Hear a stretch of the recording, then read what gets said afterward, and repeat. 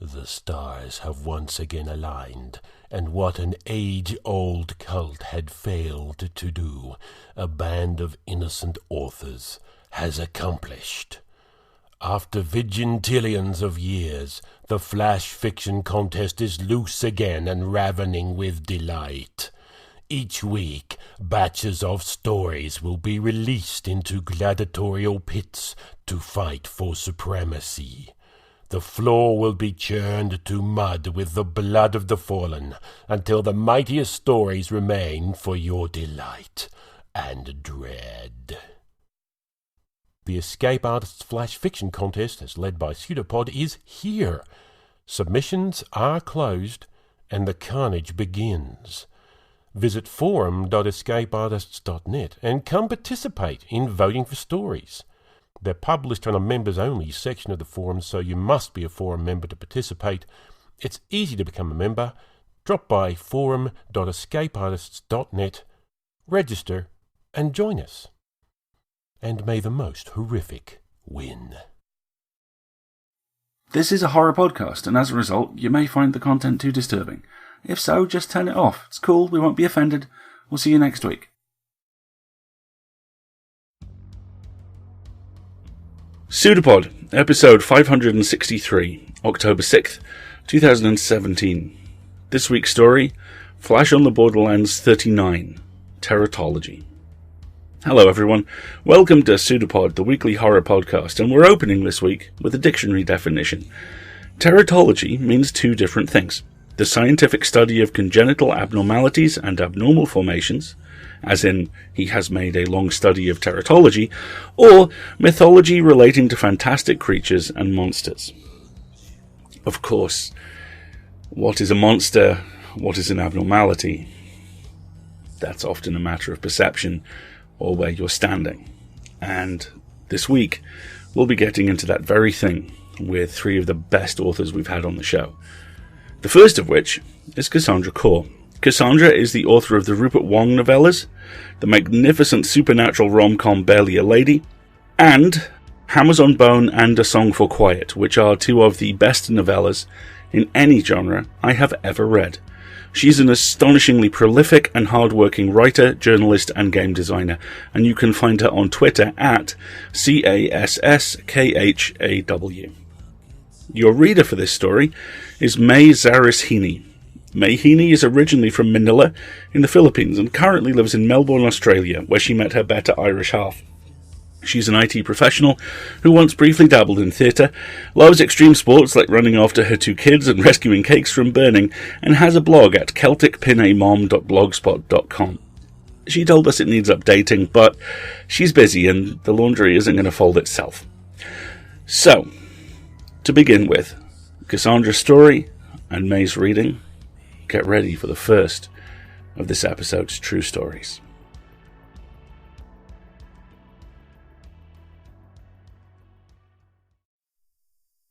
Kiss. Don't Tell by Cassandra Khaw. You never told me she'd be so human. So sweet. Marzipan bones and caramel hair, latte skin stretched taut over a face still new to wanting. Just a mouthful, really. A morsel. Her eyes brittle as she watches us flit by, heartbeat sliding between the ribs of time. In Europe, no one believes in kismet. But who needs faith to author fact? Later, you joke about serendipity. I nod in silence, my fingers still glazed with her cells and her atoms, the taste of her bitter with ghosts of Sunday afternoon pasts. How many street corners have you kissed on? How many does she remember? How many times has she sat coiled by her phone, waiting, thumbing through pictures of you together, a patchwork of possibilities that should have spelled out a future. I don't sleep that night. Instead, I sit and watch the Parisian skyline, dreaming of Penanggalans in waltz. Pontianak, Holijing, Rakshaka. You called me from a country of monsters, serpent-haired, dagger-teethed, skin hot as Kiamat. Nothing like her. Nothing like the women that slither through London, Berlin, Paris, their bones Abrahamic, their minds agnostic, mouths full with the gospel of apple. Was it the novelty that enticed you? Or the reflection of teeth? Because I can smell it on you. Your flesh, your smile, ocean salt, hydra blood. 1,000 ancient wars in 1,000 new molecules. We're monsters, you and I. But her? I can tell she's a good girl. Always has been, always will be, even though her dreams cup a fading memory of black leather and black lashes. Whiplash promises on her skin. Not a monster, even though she sometimes pretends, armoring herself with lip gloss and suits cut sharp as suicide. Delicious, darling. Lang Sui, Jiangxi, Mutin. I pull myself onto the windowsill, feel cartilage bulge and vertebrae give. The air burns cold. Egui, preta, desire, hunger. My blood is singing so loud that it amazes that you can sleep. I wonder what you'd say if you woke and found me framed in the moonlight, flesh and bone turned protean, amoebic. I wonder what you'd think if you saw my wings, knuckle bones strung together like rosaries, membranous skin, tendons to tether. Nothing like your angels, darling. Nothing so sweet. I wonder what you'd do if I told you I'd chased her scent across the city. Her a ghost, me a knot of entrails and superstition, invisible to rational men. Because under her skin, I tasted the salt of your old desires, coiling with hers, an Ouroboros of mouth and grasping hands and moans. And nothing, darling, displeases me more.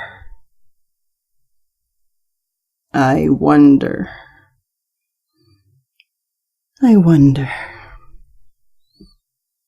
Would you beg me to stop, darling?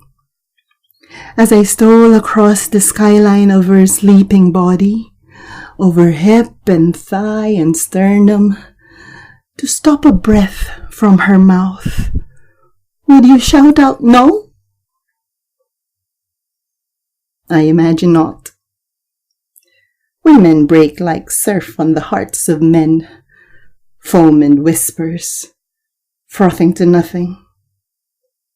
You remember us for as long as we are there, stretched like cats in your beds, our flesh warm, our arms patient. No more, no less. And when we are gone, You write us into an inventory of conquests. Another notch, another monster taken by the smoke in your smile, the teeth in your eyes. Darling, can I tell you a secret? It would be so easy to sip chi from her lips, to empty her like a broken heart, to leave her skin and only skin, like gauze or yesterday's drunken love-making, until all that is left but the instinct to walk, to breathe, to hold on, hold on, hold on. But should I? All monsters must eat, whether they are men or myth, fabrications of fear or consequences of nurture. We find our prey where we may. You in the unguarded, I in the broken, the worn down, the street-side prayer, the alleyway fighter. But if you still cared, still held her well-being suspended like a prize in your consciousness, I might consider mercy. Maybe. If you were awake, darling, if you were standing framed in the moonlight, your lips stitched shut with veins, your eyes closed with red string, I would come to your ears and whisper, what do you think will happen next? Will I write my hurts into Doa Selamats, 100 invocations against 1,000 new anguishes?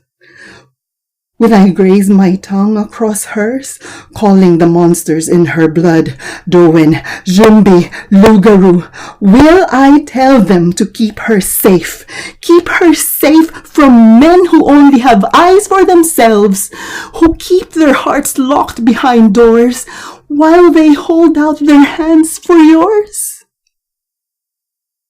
Or will I dig through spine and brain, guzz blood and lymph? Will I gorge myself on lung fibrous and vein intricate, on intestine still warm with animal heat, on a brain still shuddering with a memory of you? Darling, do you see me keeping the best parts of her for myself?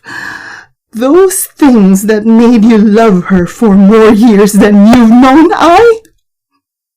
Or do you see it pulped into energy, into fuel for flight, inconsequential as the names of all the women you never loved, only lusted for? One wonders. But it does not matter.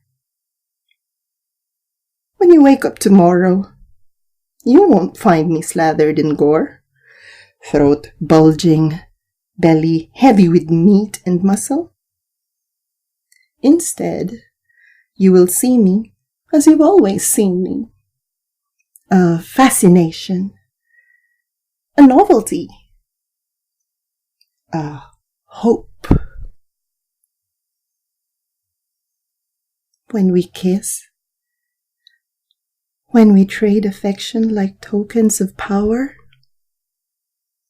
it's possible that she will just be awaking, lungs inflamed with myth, and confused, moved to sit at her parents' balustrade, wondering why she had ever wasted time on you at all. Tomorrow, it's possible too that her parents might awake and find her ribs in her bed, cracked open for marrow, licked completely clean, her finger bones rattling like dice in her ribs. Tomorrow, they might scream and all of Paris will wake, wondering how this disaster came to be. Who knows? You'll never ask, and I'll never tell.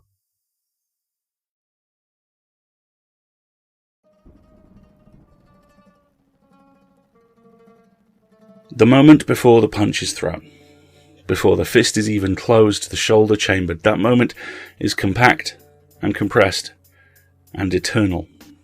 There is always a choice, especially at the moments where you can see every choice. There is always something to be done or to choose not to do. There is always the battle between, if not your better angels and their worst counterparts, then between your consciousness and your instincts, your beliefs and your learned behavior, who you are and who they expect you to be. Not every monster feeds all the time. Not every hunter kills. They all think about it, though, all the time, forever trapped in that endless, stretched and held scream of, not yet, not quite. And that brings us to Shed Skin. Shed Skin comes to us from Getty, Hesse, who is an alum of the Alpha Writers Workshop and has previously been published in Daily Science Fiction. He wrote this story as a high school senior, and this is a PseudoPod original. This is also the culmination of Getty's attempts to adequately explore the experience of depression. Your reader for this story, Maui Threv, was born in the swamps of South Georgia, where he was orphaned as a child by a pack of wild dogs. He was adopted by a family of gators who named him Maui Threv, which in their language means mechanical frog music.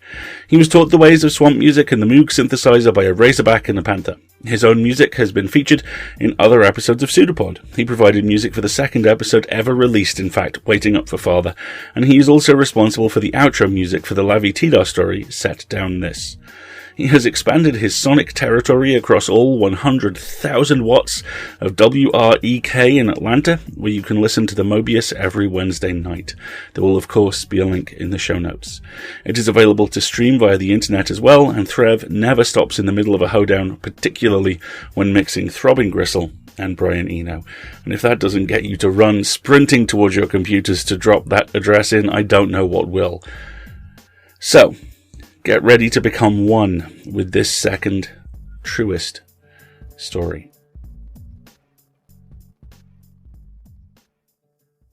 Shed Skin by Getty, Hesse. It has been 6 days since the 14 of us sloughed off our skin. We have abandoned distinction between adult and adolescent, between caretaker and patient. Our corded muscles glimmer under the fluorescent lights. Blood vessels snake our bodies. Bones peek out. We should feel pain, the sting of the air against our flesh, but we don't. Without the isolation of our skin, we should be vulnerable to infection, and yet we are not. We do not hunger. We do not thirst. We finger under each other's muscles and blood vessels. We tongue them. We enter each other in every possible way until I cannot tell my appendages from any of the others, until the others cannot tell their own appendages from mine. The boundaries of our bodies seem to shrivel away. Before, those of us who were adolescents couldn't leave until we were deemed not a threat to ourselves or others. But this little world had still been permeable. Parents would visit and call. The staff would leave after their shifts or come in to take over. New patients would be admitted. Old patients were discharged. Carts carrying trays of food would be brought in 3 times a day and taken out again with the remains. Now, the one door out is locked, even to those who were once adults. The keys don't work. No one comes in. We hear nothing from the other side of the door. The faucets no longer spout water. The phone does not even produce static. The windows, through which we once caught our only glimpses of the city outside, of ambulances and helicopters, are fogged to opacity. The gnashing of drills and jackhammers that spilled from one of the upper floors no longer jolts us awake in the morning, no longer deafens us. Not that we sleep anymore or struggle hearing. It is as if nothing exists outside of our confines. Not that we mind.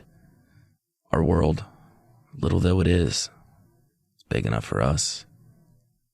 We snap veins and arteries and muscles, but they don't hurt, and they heal within moments. We did it by accident, at first, and then we did it for fun. We saw how much we could break without it being permanent. On the third day, we picked Letitia apart, carefully, unthreading her arteries and veins and capillaries from each other and from her tissue, separating the tendons of muscle and the bones, laying the organs out over the floor of the hall. I held her still beating heart, the veins and arteries neatly snipped off by scissors from the front desk. I felt the life of it in my hand. Blood pooled across the floor, through open doors to what were once our bedrooms. The sticky warmth of it lapped against our feet. As we watched, Letitia's body stitched itself together, though the assorted parts seemed static. We would see her leg rebuilt and have no recollection of how it occurred. We sifted through our memories and knew that time had passed and matter moved, but could not make the two cohere, could not attribute one to the other. When she was whole again, she was laughing in ecstasy. "What was it like?" Genevieve asked. "It felt like being laid bare before God." I think I was a patient here, an adolescent, but I cannot remember anymore. I remember singing in the shower and on the toilet, learning to meditate, learning yoga, whispering to others about things that were not supposed to be spoken. I remember the ravening hollow, the ulcer through which my soul bled out like stomach acid, which is why I think I was one of the adolescents, but perhaps some of the adults had the same. Perhaps I was an adult who taught children how to deal with their hollows, because I had learned how to deal with my own. Of the other 13, I cannot remember who was a teen and who was an adult. It doesn't matter anyway. We're all the same now, separated only by names and space. "Do you remember the hollow?" I ask. "The hollow?" The nook where Genevieve's nose once was glistens. We are lying upon one of the couches in the central room, her face nuzzled up against mine. I stick my tongue into the nook and lick the walls inside. She giggles. As she licks inside the nook where my nose once was, I struggle to describe the hollow. The feeling that you can't reach anyone else, that you can't touch them, be inside them, speak to them, yet they're too far away, that you're all alone and always will be. "Oh," Genevieve says. Her tongue recedes back into her mouth. She shivers. "I remember that," Jonathan says. He and Jose are making love, tangled over the arms of one of the chairs. Everyone remembers. All 14 of us. When I first realized my hollow had vanished, my freshly shed skin was lying tattered on the floor before me. Air kissed my veins, arteries, muscles, flesh, as it might have before through a scrape or a cut. But I felt no pain. I felt only ecstasy, and something where once the nothing tormented me. "Do you feel that?" I cried. I picked up my skin, tied it around my neck. I danced, laughed, and it billowed around me. "Do you feel that?" Everyone stared, uncomprehending as the skins fallen before them. their flesh glimmering with fresh freedom.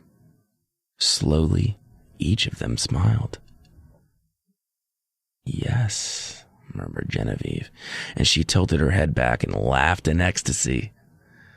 I kissed her brow and kissed it and embraced her and felt her hot flesh against mine. She tied her skin about her neck and we danced, and the others followed suit. We whirled about each other in jubilant chaos and kissed each other on the forehead, lips, shoulder, chest. We touched each other in every way we could. We lie about the floor and on the couch, panting in a momentary lull. I'm leaning against the wall. Genevieve's head is in my lap. I stroke the top of her head where once there was scalp and hair. I think the hair was long and dark and curly, but my memory is vague and that hair might have belonged to someone else.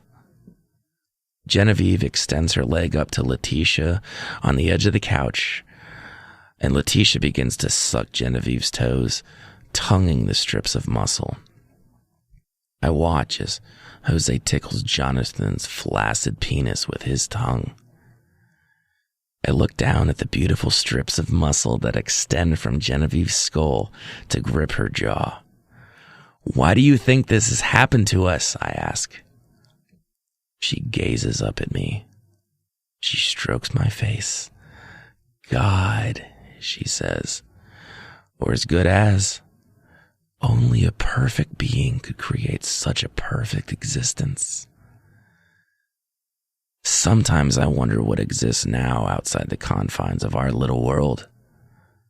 Is our newfound heaven a miniature of a much larger miracle? Has the larger universe ceased to exist, replaced only by a nothing impossible to imagine?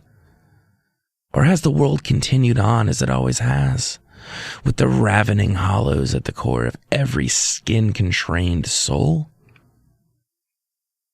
I wonder if the people outside are trying to get into our ward, or if they see it's closed off but don't try to enter for some reason beyond their grasp, or if they can't see it, or if it's gone.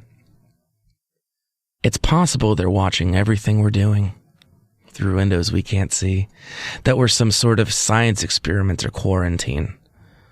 I wonder, would others see us and know we're blessed, or would they think us cursed? I can't remember names anymore, or genders. Almost without realizing it, I've stopped thinking of anyone as anything but a they. The concepts themselves, names and genders, corrode. We don't remember where one of us once ended and the others began. Our veins and arteries all bleed into each other. Bones fuse, the borders of our minds dissolve until our thoughts do not come from one of us or another, but from us all. Our many eyes take in the fractured, all-sided view of our perfect, red, glistening bulb of a body, the many protruding limbs corded in veins and muscles. We throw ourselves against the door. We tear at it. We smash our elbows and arms and heads against the black windows, bones breaking, skulls caving in, only to reassemble. If the people outside are still constricted in their skins, separated no matter how they try to fuse together, we want to save them, bring them into our amoebic, painless mass. If the people have formed their own amorphous multi-self, then we want to join them. Either way, it would be so beautiful. To have every human in the world together at last, to be many in one, for pain and loneliness to vanish. The people outside could be gone, of course, in which case we could be at peace in our current body. We would mourn them, the humans who never experienced a life without pain, who were disconnected from all other beings, from the snipping of their umbilical cords to the cessation of their senses. But the mourning would not last long and would be followed by an eternity of joy. We beat against the door and windows to no avail. We start beating against the walls, trying to find some place, any place weak enough to cave in. Finally, we collapse on the floor. Our bulbous body alters to accommodate it. We cry for the possibility of people still tortured by hollows, still chained within the confines of the self. Our tears slip down 28 cheeks of red muscle and veins. Some of the tears fall into open air, onto the tile floor. Others fall within our body, nestle upon hearts and lungs, trickle down the outer curves of arteries. We stop crying after a while and get up, our body changing shape once again. We cannot, at this moment, save those outside if they still need saving, if they still exist. But we can wait. We can love ourselves. We can hope that the door will eventually open, or a wall or a window will become breakable once more. We beat again against the walls, windows, door, but we do this without desperation. We smile with our 14 mouths. We may break through, or we may not. We are truly together, as one. That is what matters. We love ourselves. We will never be alone. We remember the ghost of pain, but it no longer has any force. It is something we as good as never had.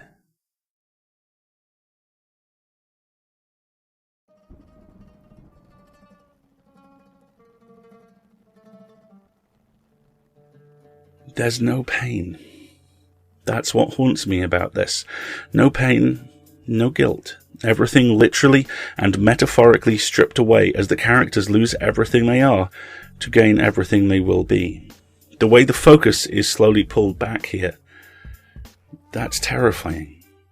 Are they patients, test subjects, victims, prisoners? It doesn't matter.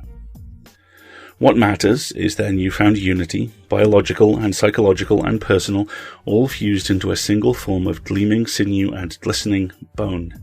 The whole both less and more than the sum of its parts, flexing muscles only just born and running headlong out into a world it will save from itself, whether that world wants to be saved or not. A monster? If you're looking at it coming towards you, yes. A hero?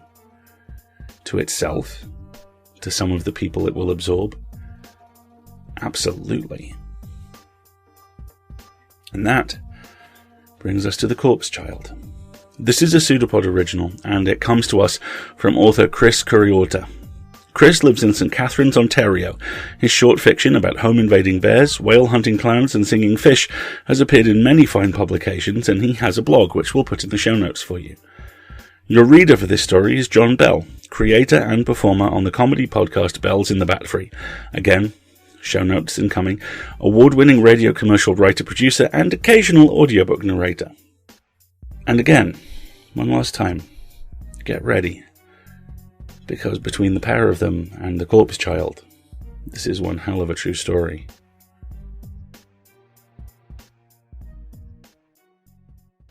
The Corpse Child by Chris Kuriata. Along the shores of Shipman's Corner, a macabre belief quickly gained currency, which claimed most fatal childhood illnesses, scarlet fever, measles, could be cured by having the infected party sleep over the corpse of a young child. The origin of this belief remains undiscovered. Condemned from the pulpit, the treatment was rarely applied. According to the tales, the corpse child must not have died from illness. Only a healthy body stopped by unnatural means, crushed in an avalanche of hay bales, say, or kicked in the head by an ornery horse, would do. Accident-made bodies became highly valued, meaning patients of the corpse treatment came exclusively from families of means. Mama, am I dreaming? Is that a scarecrow the servants are placing beneath my bed? Lie back and go to sleep, my darling. In the morning you will be made strong again. Am I to share my room with a strange corpse? Shh, there is nothing to fear. He is where you cannot even see him. 2 servants slid the corpse child into place before hurrying the young boy's parents out of the room. Once the bedroom door was sealed, everyone removed the cloth masks covering their mouths. With heavy hearts, the young boy's parents retired to their own chamber, praying for the blasphemous and expensive treatment to cleanse the threatening red boils sprouting across their beloved son's tiny body. The feverish boy awoke in the middle of the night, drawn back to consciousness by the stirrings beneath his mattress. Small fingers raked across the wooden support beams, echoing in the empty room like someone prematurely buried scratching the lid of their coffin. "It is too cold down here," a hollow voice whispered from under the bed. "Let us switch places." "I do not think that is a good idea." "Just for an hour, so that I may warm up." "If I lie under the bed, the draft will only make me sicker." "Please. You can't imagine how wet and chilled I am." "Forgive my thoughtlessness. I will call for the servants, and they will bring you blankets." The corpse child sighed, making the water in his lungs bubble.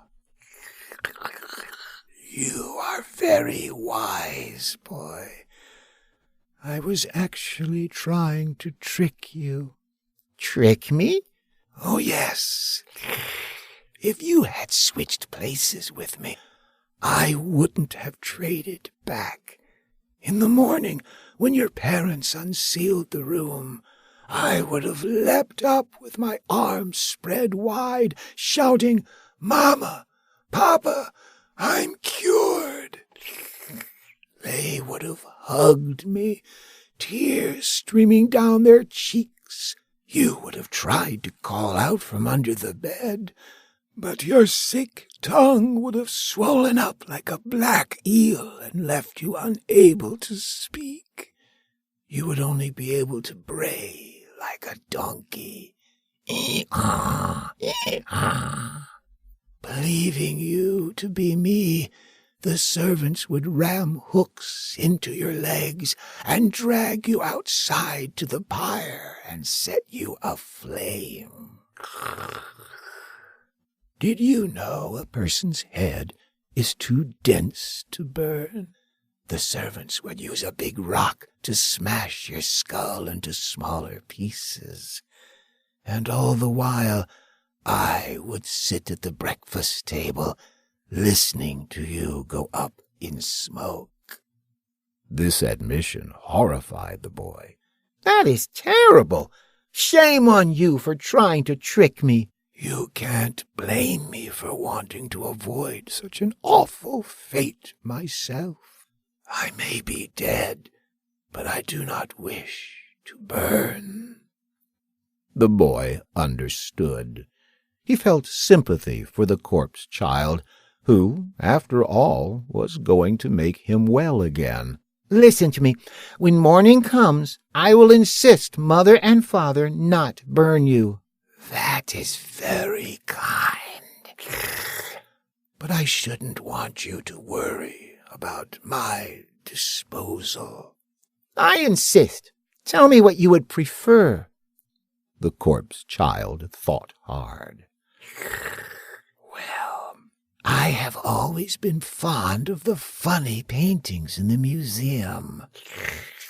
The look of agony on the faces of the condemned, the peasants tumbling beneath the swords of the king's guard.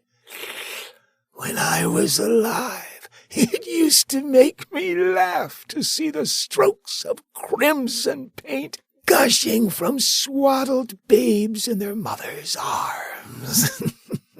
I think I should like to be buried on the grounds of the museum.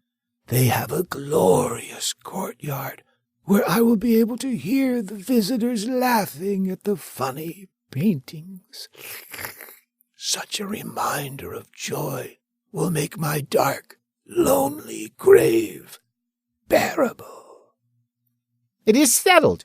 I promise I will insist my parents not burn you, but instead bury you at the museum. Moved by such a generous offer, the corpse child shook beneath the bed, making the caster wheels squeak. When he spoke next, he sounded as though he were holding back tears, though his speech impediment could also have been caused by lazy muscles in his dead throat. You are very kind, so kind I cannot hold my tongue. Though it would benefit me to keep quiet, I must warn you that you are in danger. Danger? How? Being wise people, your parents fully expect me to try and trick you into switching places.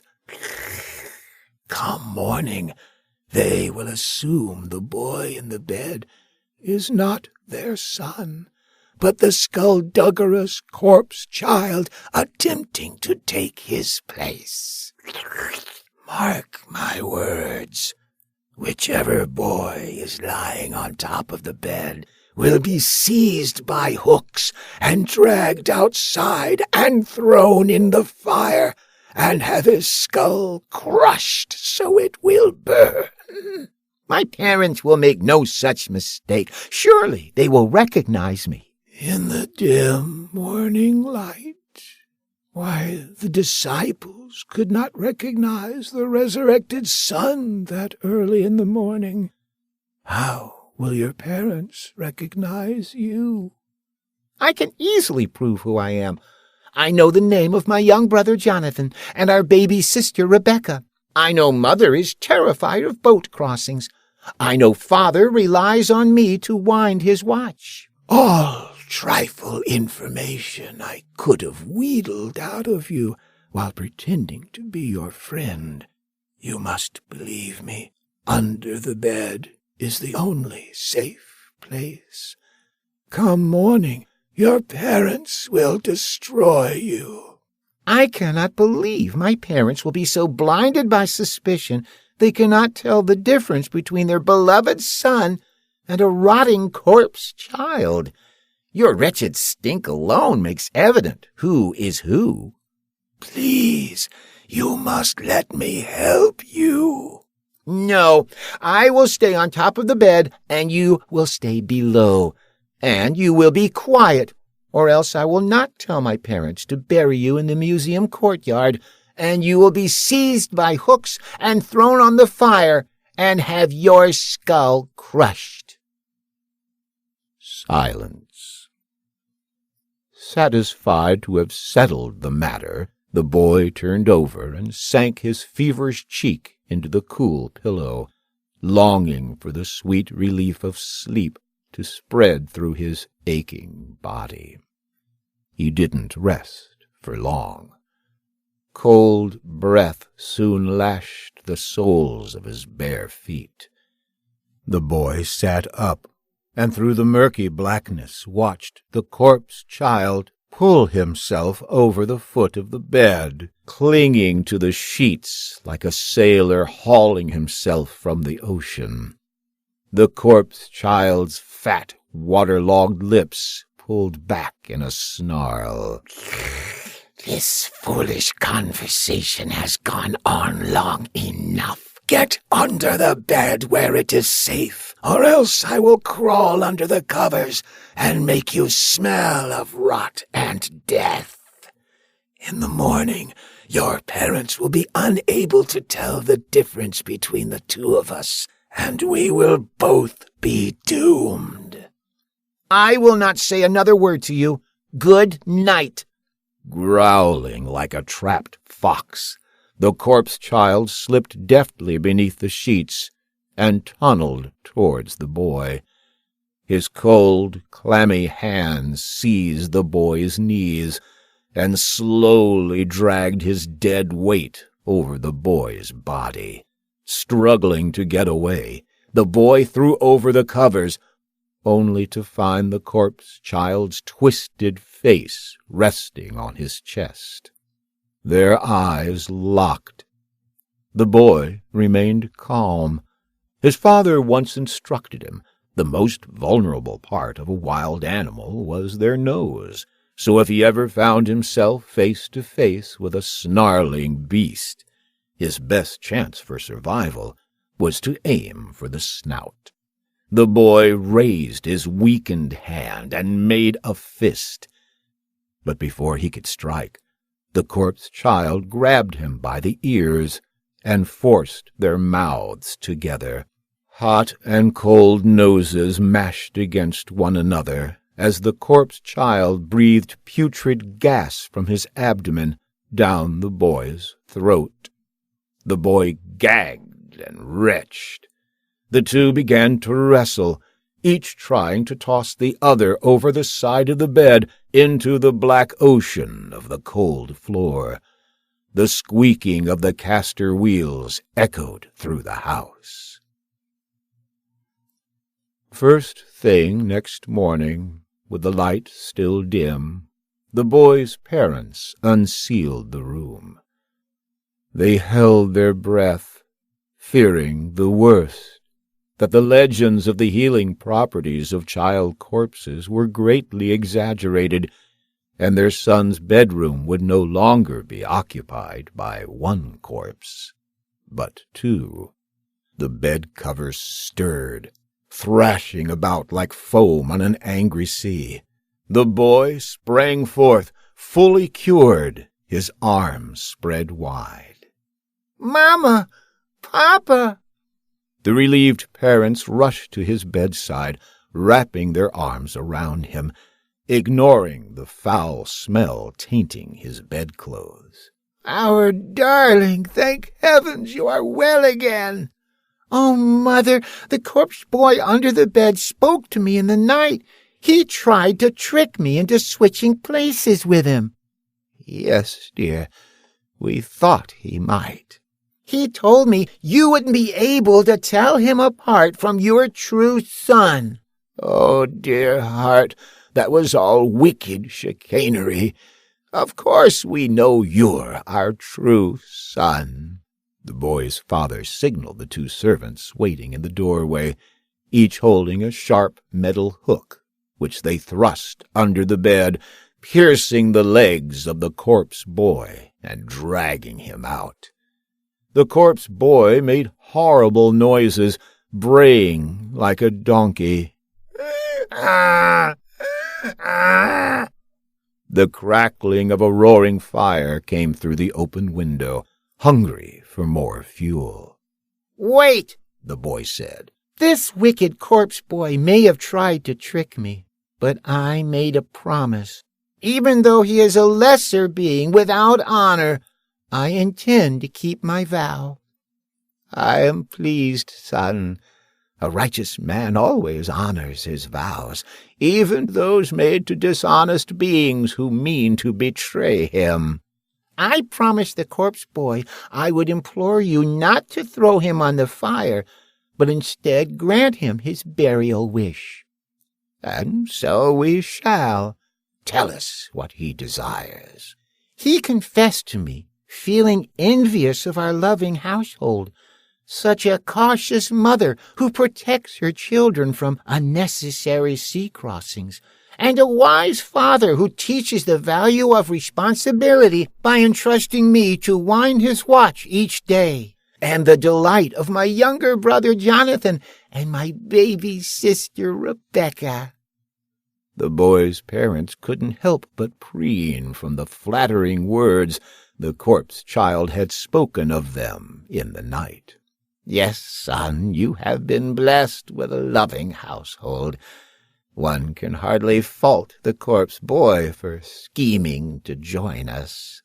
"Indeed.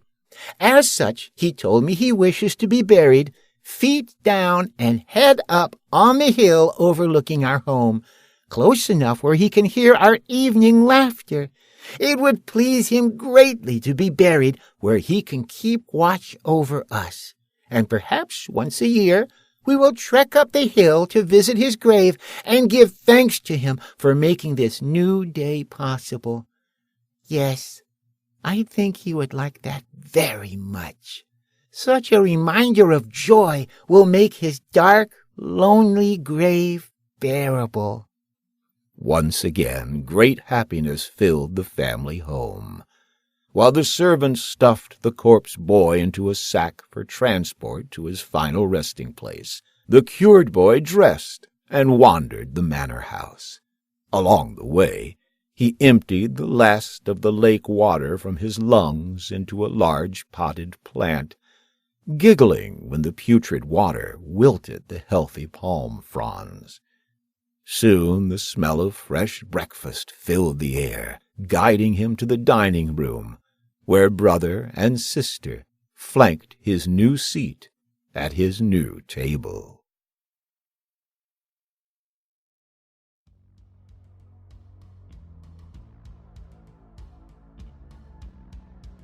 Again, who are the monsters here? The corpse child who takes over the body of an innocent young boy, or the parents? The parents who, let's not forget, put a dead body with a ghost inside it under their sickly child's bed, and seem remarkably unconcerned with any possible consequences. Perhaps because those consequences are the point. Read the story one way, and it's a ghost story. Read it another, and it is supernaturally enhanced euthanasia. The corpse child killing and replacing their son, and everyone being so much happier. At least everyone who has a pulse. At least most of everyone who enters the story with a pulse. It's a kindness. He was sick. The other child was dead. This way they don't have to worry about the future. Just a body. One that perhaps another family will make use of. Just not a family who lives too close. Perhaps. Monster. Victim. The lines blur until they don't matter, and when those lines blur, things cross over. Morality fails, reality follows, and the only thing that's left is the certainty of survival and the uncertainty of what that will cost. Monsters all, but the lucky ones know it, and the truly lucky ones find a way to make their peace with that and with the world that they must exist within. Good luck to them. Good luck to us all. We rely on you to pay our authors, our narrators, our staff, and cover our server costs. There are 3 ways you can do that. One is through PayPal. You can either donate, which is a one-off amount, or subscribe, which starts at as little as $2 or $5 a month. You'll notice that recently we've started talking about how $5 a month really helps, whereas about a year ago we were talking about how $2 a month really helps. Times change. Money's tight. That $2 still helps, but we would be lying if we said the $5 didn't help more. We're acutely aware, as well, that things are tight everywhere and that an awful lot of our listeners can't afford to assist. That's fine. If you can't assist financially, spread the word. Write an iTunes review of us. Talk about us on your blog. Have us come onto your blog or your podcast to talk to you. We love doing that, especially. But please help out if you can. And if you can help financially, please do. Like I say, there are 2 ways to do that. The first is to go to pseudopod.org, click on Feed the Pod, and choose Donate or Subscribe. And the second is to go to patreon.com/escapeartists and subscribe there. The Patreon feed has some really great interviews and write-ups about all our various adventures. At the moment, there's a photo essay from me about Worldcon. We've got some stuff incoming about Gen Con. We have various other pieces on the way, including a great-looking piece by Catherine from Cast of Wonders about FantasyCon, where Marguerite and I and her spent our weekend. So, those are the ways you can help.